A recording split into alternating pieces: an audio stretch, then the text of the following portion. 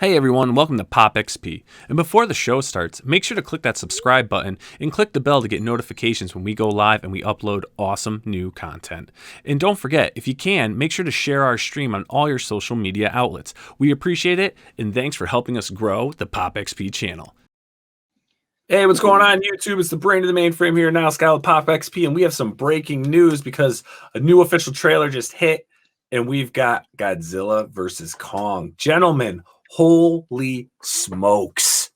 Incredible. Mind blown. Mind absolutely blown. Yeah, that trailer did everything I had hoped and dreamed for. The feeling of it, the hip hop music that came in as the fighting went down, and it feels like it encapsulated everything you wanted. Kong, it had the intimate side of Kong with him and that little girl, which was so precious, and yet his violent side, which is what makes Kong so interesting, the mix between his violence and his vulnerability. And then also it had Godzilla in just this absolute, king of the water, like Godzilla is. And it sent this feeling of like you were going to get like this epic brawl, you were going to get heartfelt emotion, and you were going to get this deeper exploration into the myth, right? With the moment with the hand touching the wall and the weapon that Kong gets, it makes you like, wow, I'm going to get the whole package. You know what I mean? Whereas I think in the last lineup of Godzilla / Kong movies, you always leave going, dang, I did not get that whole package. You know what I mean? Yeah. If you think back to the Matthew Broderick Godzilla, and you're like, whoa, we've had some ups and downs, and mostly some downs, and or where you get one piece of the puzzle, but you don't get you don't get the whole picture. And this feels like it could be the whole package. Yeah, I mean, luckily this is nowhere even close to the Matthew Broderick Godzilla, because the best thing about the Matthew Broderick Godzilla was the Taco Bell Chihuahua. I think I'm gonna need a bigger boat. Yeah. But no, absolutely, this blew me away. So many little pause button frames to take a look at it to see some things that maybe you don't know are there.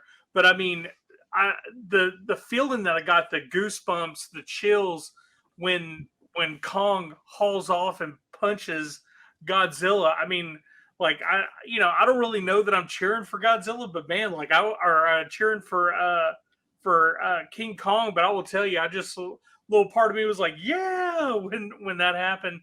And then of course, we've been talking, I mentioned the Die Hard Nakatomi Plaza jump off the aircraft carrier when Godzilla blasts from under the water.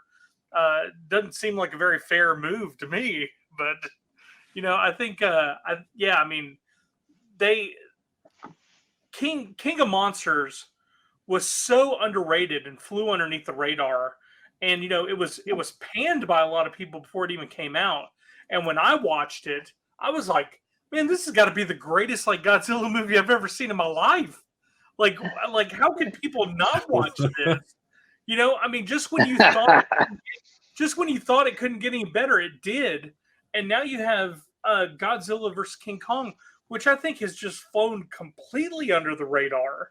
Everybody's talking about Dune and Matrix 4 and John Wick 4 and all these MCU movies, but there's really not anybody talking about Kong Godzilla. And I think they're just hey, look, we're going to have the best movies around. And these people were just like, here, hold my beer. Well, they are, because they are now, because this trailer has been released. And I mean, it's incredible. I mean, you talk, just in this, what's the length of this trailer here? It's 2 minutes and 22 seconds, 2 minutes, 30 seconds. And just what you actually see in this trailer, hopefully it's not the best moments, but it actually doesn't appear that it will be. I mean, just the cinematic quality of this film, the CGI, I mean, this is top notch CGI. I've never really believed Godzilla could spring from the ocean. I never really believed Kong could be, coming from a volcanic island somewhere and being discovered. But when I saw this trailer for once, and I don't know about you guys, we can get into this topic. For me, if I'm a Kong guy, I would go King Kong over Godzilla. That's just me. And seeing this actually made me believe they could actually exist. Like, okay, I could see this happening because the way the movements are, everything. And what I thought was really great, and let's play this section of the trailer here. And we were talking about this before. As it shows his massive size, and right, we have this amazing size factor, which is incredible. I think that is bigger than it was in Peter Jackson's version of it. It's a bigger Kong, which is exciting because because Godzilla is towering, right? When you think about the original Godzilla films, he's mid-sized to a skyscraper, or as tall as him. He's a 500-foot tall thing, Yeah. And and Godzilla is of the two, that's where my heart is with Godzilla. But to see Kong in that size, and also, but I do love Kong. I love them both, but Godzilla just a touch more. Is that Kong's, this nice moment with this child, right? It gives you this empathetic side, and I'm interested in what they're going to figure out with Godzilla, because Godzilla is kind of, if you can see from the trailer, almost feels a little bit like a villain, right? Is coming back to fight this war that happened back in the prehistoric days, and now it's happening again. But like, what's the good guy side of Godzilla, right? Because Godzilla was birthed essentially from atomic energy, right? And has this history of Japanese culture around the bombs being dropped in World War II, kind of birthed from that, from a cultural standpoint. And so I'm really interested to see what they're going to give Godzilla to make Godzilla as empathetic as it clearly Kong feels like in this trailer. Well, I mean, the perception of the trailer right now of this trailer is definitely that Godzilla is quote unquote the bad guy. Yeah. But again, right. like I mean, I could definitely see an instance where they bring out official trailer number 2, where it pits Kong in the negative light. If those scenes exist, Yeah. But yeah. It could be interesting, right? That if in the end totally, because in the end, maybe Kong back in the early days in the prehistoric fight was actually a bad dude, right? Yeah. And you know what I mean? But so that there's a nice twist to that. And obviously, I love Godzilla, and what I love so much is that they show in the trailer that Godzilla is the king of the water, right? And the way Godzilla swims, just incredible speed, and takes up these battling on aircraft carriers, because I think that's one thing that makes Godzilla special and an advantage over Kong. And also too, it's like when you think about the scariest thing you could run into in the water, it's a crocodile, right? Like it would just that's 100% lose situation. You do not. And anyway, so I love the way that is presented, just the movement through the water and the aquatic battle. Yeah, they definitely made Godzilla really appear as like the apex predator of the world. Yeah, and it really made Kong look very sentient as an empathetic, to a degree, let's say, hero. And I mean, let's check out this clip from the trailer. I know that punch to the face. It's like that's the monster battle you've been waiting for, right? Like, these are monster movies, and this is not going to be Dead Poets Society. It's not going to be Schindler's List. This is about monsters fighting, right? And that moment right there just says, like, man, that's the joy of it. And then the blast, right? The atomic blast coming in from the water, sending Kong off the ship, right? Like that's the fight. And then one thing also too, though, and now, Levin, you can tell me, like Rebecca Hall, who I know Niles thinks kind of looks like Colleen Ballinger, who's a pal, and she's great. But I love Rebecca Hall, that choice, because she is an actress who brings a lot of empathy and vulnerability to the camera, and you immediately care for her and want to connect with her. And I've loved her in films, and I hopefully feel like it feels like the creative team said, let's figure out how to make this movie connect emotionally. Yeah. Right.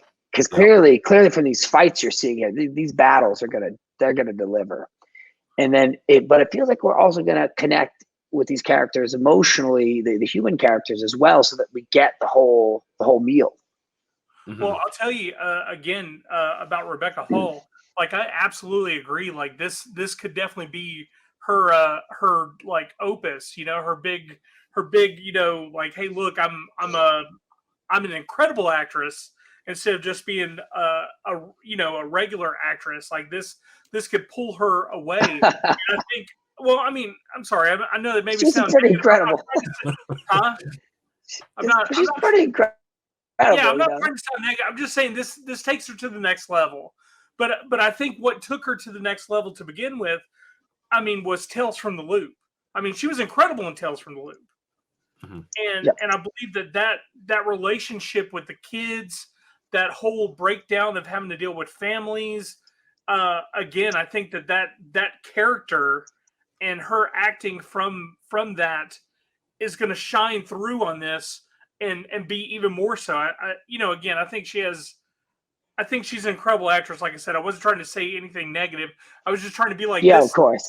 This is well, you were actually tying it in. Like, she was great in that role. Now, instead of being, great with families and that, we obviously know she's going to be the main connection between Kong, and you understand that she's also going to means that she's going to have that connection with the child, and that's going to be a coherent triangle of really probably the communication between the beast and this, and everything going back and forth.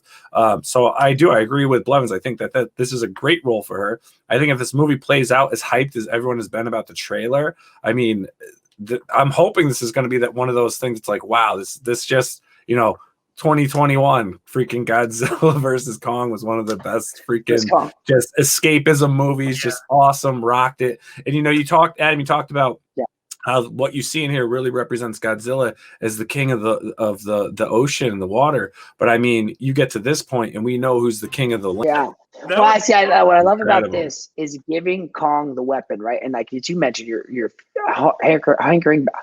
harkering back to these other Kongs that could be this other big war where there are other Kongs or there are other supersized animals that fit into that world. Because you saw like what looked like some sort of pterodactyl like dinosaur, right? Like if Godzilla is representing the dinosaur side, is there other like mammal types that fit into Kong's world, right? Like it's reptiles versus mammals or something to that effect, which is exciting thought. And I liked it by Kong getting a weapon. It just helps deepen his myth, right? And the extent of his intellect, right? That he's got a tool now that can, and in this case, absorb Godzilla's blast, which is it's like I'm interested to see and use it against them or something, or enough, it's interesting.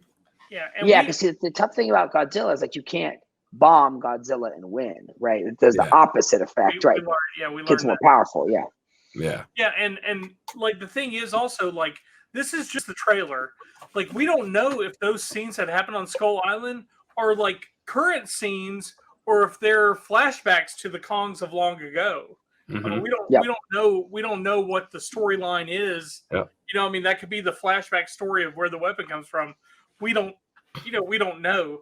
But now going back to your, like you mentioned two things that are, very reminiscent of Jurassic Park, which I loved as a kid. When I saw Jurassic Park, I thought it was incredible. But, one of the big things is like, you'll believe. You will believe that there's dinosaurs.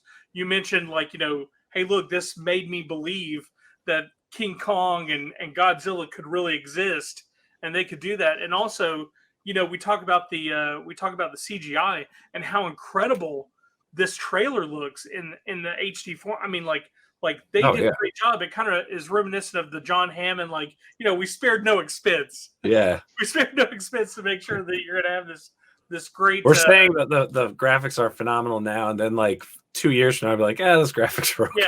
Yeah, it's crazy how the evolution works, because now you watch Jurassic Park and it's like those dinosaurs look a little like those brontosauruses or whatever they were there. Look a little honky, Brachiosauruses look a little. They don't look like they're really there. But back in the day, it was like, oh my god, they look so. How did they do that? It's incredible. But man, this looks great. I'm looking forward to it. We got to keep an eye on things, and I have to say, this popped. This trailer freaking popped. Definitely popped. This definitely popped. Let us know what you guys think in the comments below, and if you liked what you guys saw, with our little preview here of the Godzilla versus Kong, just reviewing the trailer. Click that subscribe button, hit the bell for notifications when we go live and we upload new content. Gentlemen, keep your eyes peeled. I know there's more out there. Don't tell me what to do. Yeah. All right, everyone. We'll see you guys later.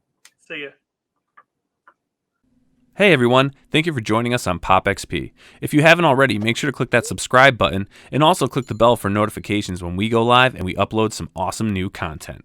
Also, don't forget to head on over to Twitter and follow us at the POPXP. and over on Instagram at the POPXP. Thanks again, everyone, and we'll see you soon.